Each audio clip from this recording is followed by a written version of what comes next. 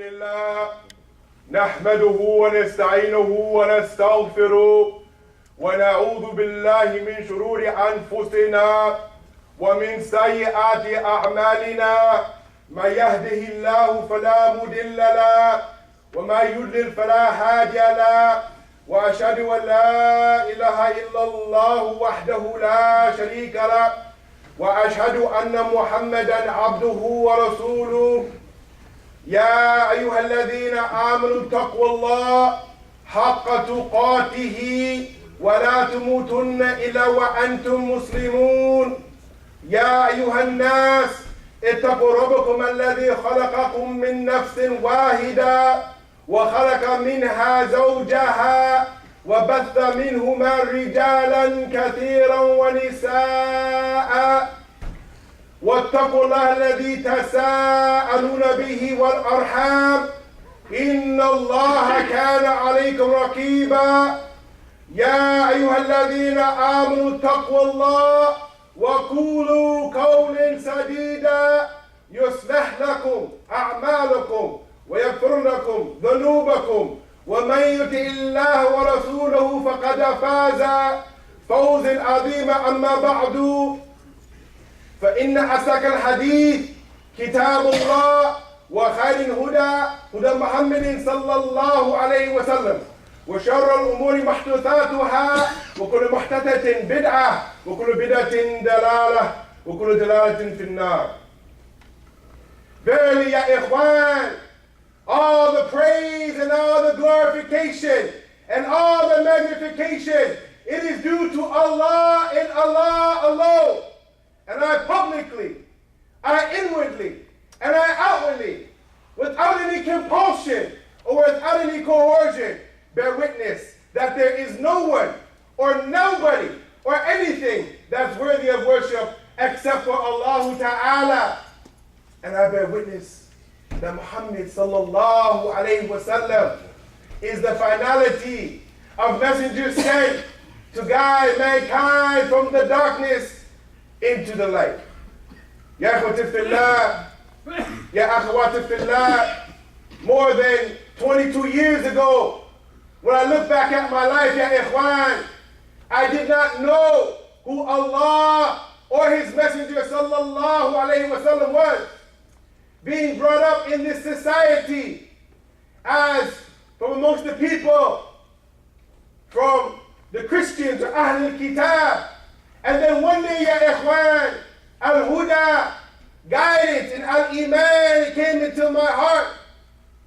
Ya ikhwan, what we're talking about is one day the switch Allah Ta'ala flipped it in my heart, and I fell in love with Allah Subhanahu wa Ta'ala, and I left off all my dunya, all my aspirations, all my kufr, so much so, ya ikhwan, that my mother and father, after I made this change in my life, it was very strange for my parents. It was very weird for them. It was weird for my friends, weird for my family, weird for my relatives, ya ikhwan, that I left kufr and I came to al-Islam, alhamdulillah. And the reason why, ya ikhwan, we did this, hopefully, inshallah ta'ala, because only Allah knows, is because we believed then, and inshallah we believe now, like you all believe, that we love Allah subhanahu wa ta'ala. I do not think there is a brother here or a sister here who would not say on their tongue, I love Allah. But the question comes, ya ikhwan, ya akhawat. This statement on the tongue, the look, this pronouncement, it is something that also has to be in the heart. And it also has to be actions on the limbs. Because, ya ikhwan, as the ulama al-Rabbaniyun, they wanted to say, al-imanu qawlun bil-lisan wa tasdiqun bil-qalb wa amal bil-jawah. That iman, it is a statement on the tongue, a belief that's firmly fixed in the heart, and actions on the limbs. Now when, ya ikhwan, this word, love, muhabba, or hub, many people, ya ikhwan, in the annals of history, they have written about this word love. And as we know, ya ikhwan, that many books have been written about love. Many songs have been written about love. Many poems have been written about love. Many movies have been written about love. But ya ikhwan, this word love, it is an emotional need that goes to the fabric of the individual's body. And as you know, ya ikhwan, that love will make you do many, many strange things. As you know, ya ikhwan, for those who say that they love an individual or an object, we find that love has made people to travel across great oceans to see their loved one, or to travel against great distances of many deserts and many lands to see those that they love, and to climb over even mountains to see the one that they love. But when we look at it, ikhwan, this statement, I love, when we look at it, many of us, you may say, I love hot dogs, I love pizza, I love my job, I love my car, I love my house, I love my hair, I love flowers, I love my parents, I love my kids, I love my country, I love my passport, I love my deen. Ya ikhwan. But there is nothing comparable when you say, I love Allah. I love Allah. And this is why, ya ikhwan, we find that Allah tabarak wa ta'ala, Allah, who is high above the heavens, he went on to say, after I say, A'udhu billahi minash shaitanir rajim, Bismillahir Rahmanir Rahim, وَمِنِ النَّاسِ مَا يَتَّخِذُوا مِن دُونِ اللَّهِ. Allah Ta'ala says that you will not find from amongst those people that they take others besides Allah. وَمِنِ النَّاسِ مَا يَتَّخِذُوا مِن دُونِ اللَّهِ أَنْدَادًا يُحِبُّونَهُمْ كَحُبِّ اللَّهِ وَالَّذِينَ آمَنُوا أَشَدُّ حُبًّا لِلَّهِ. This ayah, ya ikhwan, it is enough for the brothers and the sisters in Kitchener-Waterloo. Allah Ta'ala is saying, for those who take rivals with Allah, those who take partners with Allah, for those who love these entities the way they love Allah, this is a khata. But the believer is one who loves every other thing other than Allah subhanahu wa ta'ala. He loves Allah and Allah alone. So ya ikhwan, when the football match is on, for those who like Kurat al-Qadam, or when the basketball match is on, for those who like Kurat al-Salah, and it's time for Salat, ya ikhwan. It's time to worship Allah ta'ala. The believer is the one who says the game will be played. Somebody will win, ya ikhwan. But Allah Ta'ala, He is the one that I should worship. And this is the meaning, ya ikhwan, one of the first things that one of the Mashaykh taught me. The meaning, the ma'na of Allahu Akbar. Allahu Akbar. Many of us, we say Allahu Akbar, but we don't understand the meaning. The meaning, the ma'na, as the ulama, they want to say, Allahu Akbar min kulli shay. Allah, He is greater and bigger and better than everything and everyone, ya ikhwan. So when you find, ya ikhwan, that you get caught up in the dunya and you forget Allah subhanahu wa ta'ala, know, ya ikhwan, that we have some issues. And as for those who say that they love Allah, Allah Ta'ala has given us the ayat al-mihna.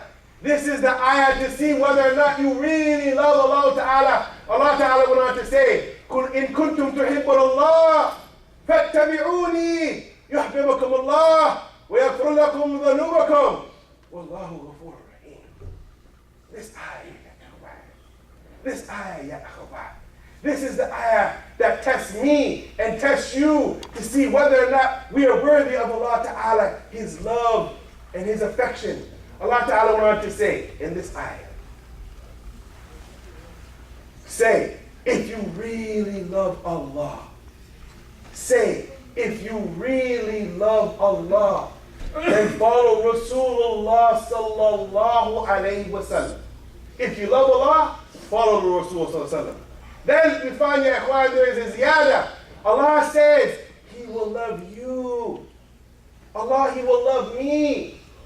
And on top of that, ya ikhwan, our dhunub, our sins will be erased, ya ikhwan. Is this not something, ya ikhwan, that we should strive for?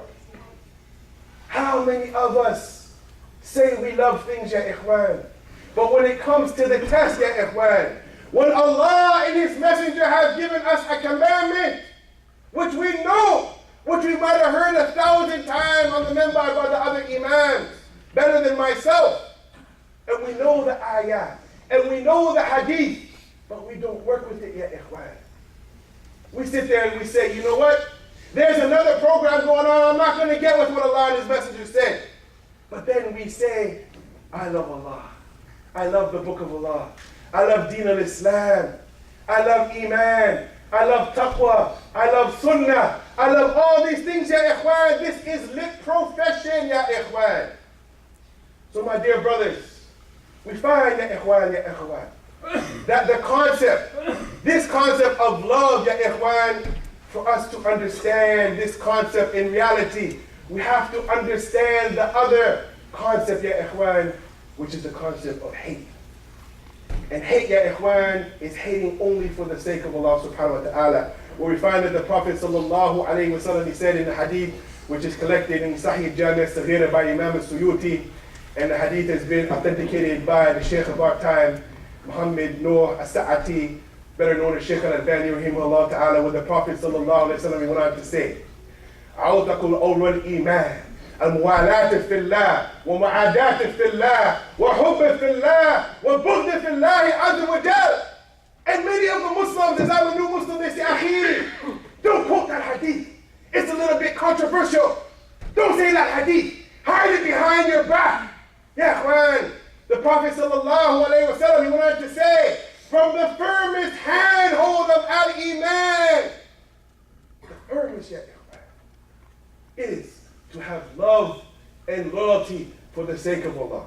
To have disavowment and to detest things for the sake of Allah. To love, to truly love something for the sake of Allah, and to hate something for the sake of Allah. And this, ya ikhwan, we find that it is not only for the Muslims. If we see a non-Muslim do something wrong, we should hate that for the sake of Allah. Just as if we see a Muslim, and I've seen Muslims in the masjid stealing money from the sadaqah box, I should not love that action. I should hate that action for the sake of Allah. Now, ya ikhwan, there is another hadith of the Prophet sallallahu alayhi wa sallam when he went on to say, من أحب لله وأبغض لله وأطع لله ومن لله فقد استكمل الإيمان. The Prophet said, he who loves for the sake of Allah and he hates for the sake of Allah, he gives something for the sake of Allah and he withholds something for the sake of Allah. This is, ya ikhwan, the completion of al-Iman. So, ya ikhwan, there are some Muslim brothers that are gambling. I've seen them with my eyes. They come to the masjid in Toronto, big beards, read Quran, but then they gamble. We should hate this for the sake of Allah and advise our brothers with the best manners, ya ikhwan. But we as a community, ya ikhwan, we need to look at this situation in the totality.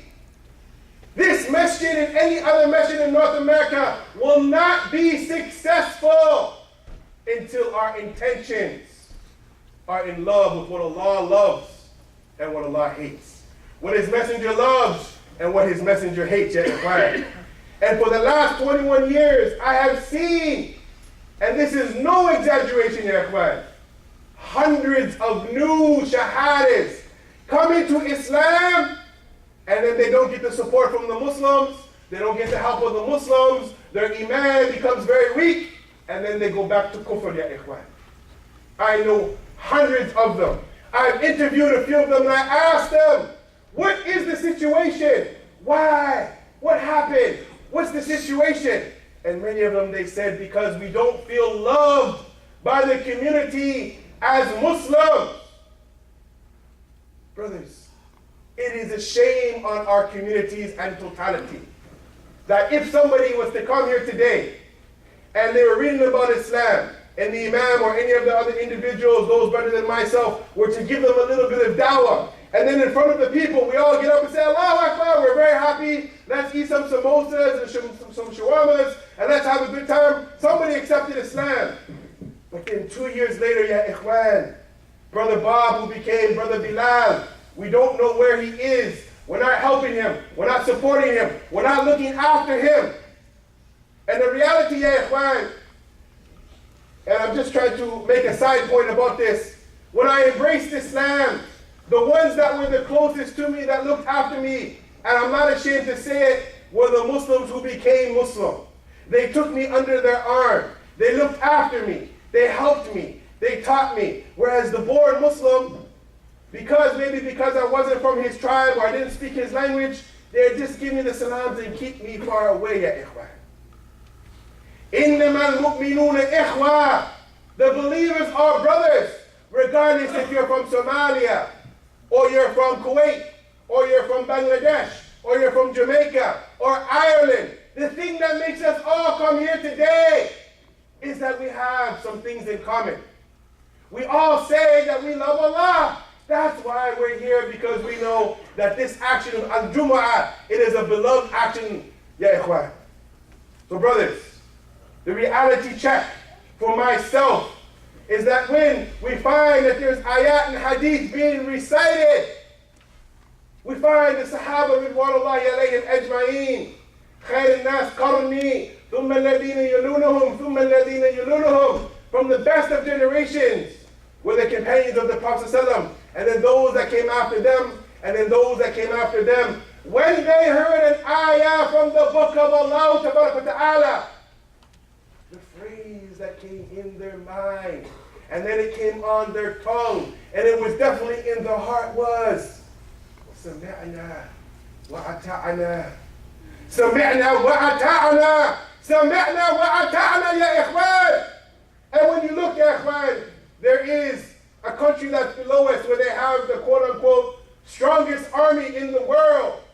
And one of the things, ya Ikhwan, that they take very seriously is when the admiral or the general or the captain or whoever's in charge gives the people an order, they say, yes, sir. And that's it. There's no contesting. There's no detesting. There's no word. It's just submission, ya Ikhwan. And I really believe, ya Ikhwan, ya Akhwat, that if we want the power to come back to our ummah, like it used to be, what is known to the Arabs as al-Izzah, to be a people that are dominant on the earth, to have power and ascendancy, ya Ikhwan, our success in this life and in the hereafter comes back to our relationship with Allah and His Messenger. For those that want to get close to Allah, you need to spend time with the Book of Allah. For those that want to follow the Sunnah of the Prophet sallallahu alaihi wasallam, they need to read the authentic books of the Sunnah of Mustafa sallallahu alaihi wasallam. Brothers and sisters in Al-Islam, let us check ourselves. How can we be better Muslims? How can we be closer to Allah Ta'ala? How can we get this love in our heart for the deen of Allah subhanahu wa ta'ala, ya ikhwan? After I sit down for just an istiraha, we're going to discuss a few quotations from those people that were better than us from the earlier generations on how to earn the love and what the real love of Allah subhanahu wa ta'ala is. Alhamdulillah.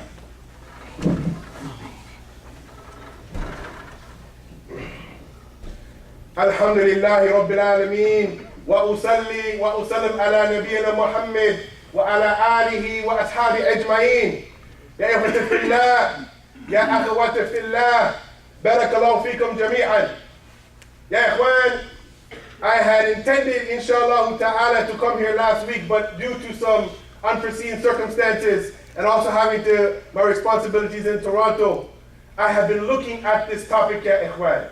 And the pages that I have in my hand, I do not think we'll be able to complete all of them. And the research that we did, ya Ikhwan, it is voluminous, that if maybe 5 or 6 imams were to get really deep into it, ya Ikhwan, we would probably be here for a month discussing this issue of what the love really is.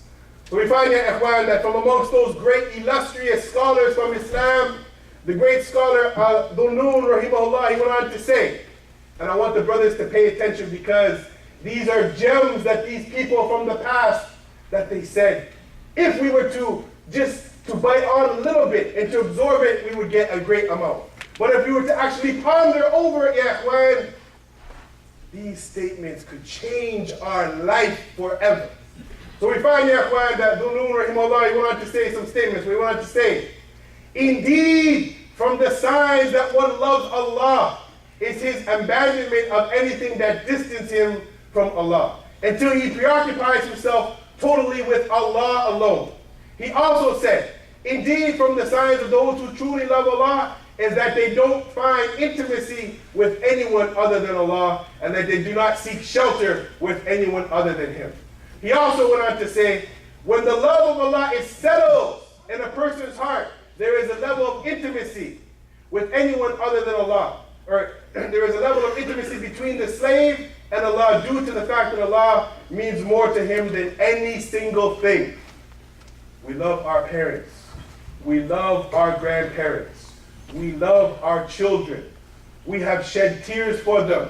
We have worried for them. But ya ikhwan, what are we going to do when we stand in front of Allah Ta'ala and Allah asks us about the life that He gave us, whether we're in the ta'atillah or the ma'siyati of Allah Ta'ala, whether we're in the obedience to Allah or the disobedience, what will we do at that time, my dear brothers?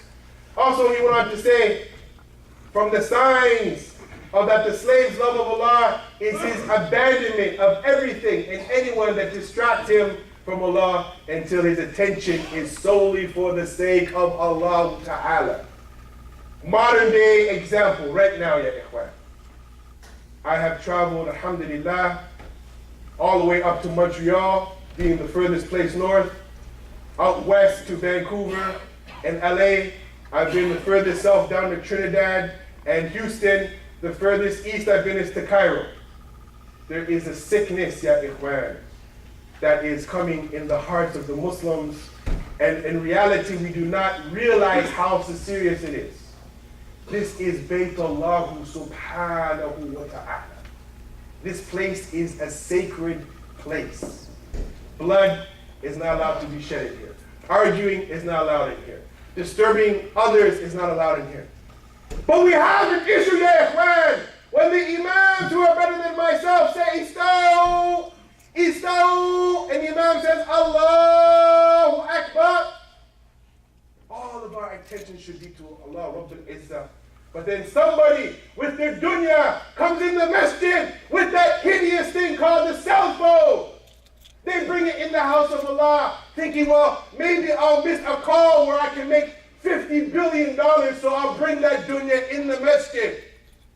And while the imam is reciting, Ayat Allah, these are the words, ya ikhwan, that came from above the seven heavens.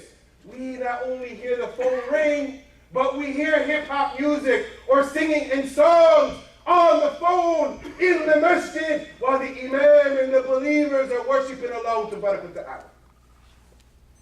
And it has become something, ya ikhwan, that we have become so complacent that when it happens, it's no big deal. The cell phone rang, no big deal. But one of the imams in New York City, who originally came from the streets, alhamdulillah, Imam came in his heart, and he's a very serious brother, much bigger and stronger and tougher than me, inshallah ta'ala.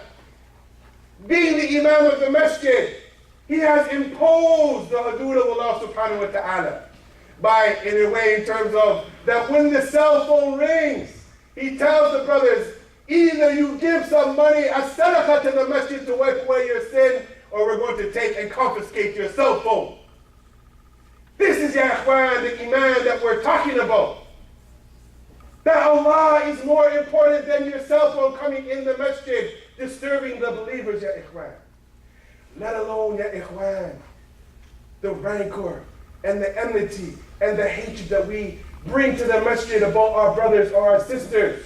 We come to the masjid not realizing that out there in the streets is the dunya and all the things la'ibun wa lahu, the things that will disturb you. But when you come into this place, ya ikhwan, and I don't know, many of you, when I was a young kid, I don't know if you've ever been to the church. When I grew up, there was all types of idols.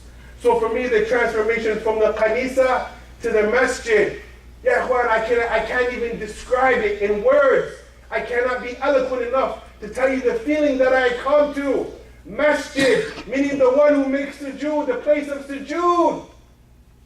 This is the deen, ya ikhwan. My mother and my father and all of my family, they do not make sujood to Allah subhanahu wa ta'ala. They don't even know what sujood is. We know what sujood is, ya ikhwan, because Allah has loved us, inshallah ta'ala, by giving us al-Islam. Ya ikhwan, the very first verse, and I'll end the khutbah with this, meaning like ta'ala, that I ever heard was the ayah where Allah ta'ala wanted to say, Alhamdulillah alladhi hadana li hada wa ma kunna linahtadiya lawla an hadana Allah.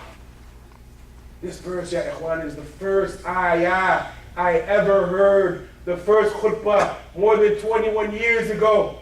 As my shaykh recited this verse, all the praise is due to Allah who guided us to this Islam. Truly, if Allah didn't guide us to Islam, we would not be from amongst the guided, ya ikhwan. We have been guided to Al-Iman and Al-Islam. Brothers, it's time to wake up and take the deen seriously. This book, ya ikhwan, should be closer to us than our cell phone. This book, ya ikhwan, should be closer to us than Facebook. This book, ya ikhwan, should even be closer, ya ikhwan, than our family members. And as we find that some of the people from the past, whenever they were missing, we find that the relatives used to say, if you want to find Abdullah, if you want to look for him, if you want to know where he is, he's in the Buyut of Allah reciting the book of Allah. Ya ikhwan. Ya ikhwan. The book of Allah. It is our umbilical cord to Allah subhanahu wa ta'ala. With that, هذا ما عندي وصلى الله وسلم على نبينا محمد وعلى آله وأصحابه أجمعين وسبحانك اللهم وبحمدك وأشهد أن لا إله إلا أنت ونستغفرك ونتوب إليك. Ya ikhwan, this is a reminder for myself, first and foremost, as my ears, as my eyes, as my heart are closer to than all of yours are to these words, ya ikhwan.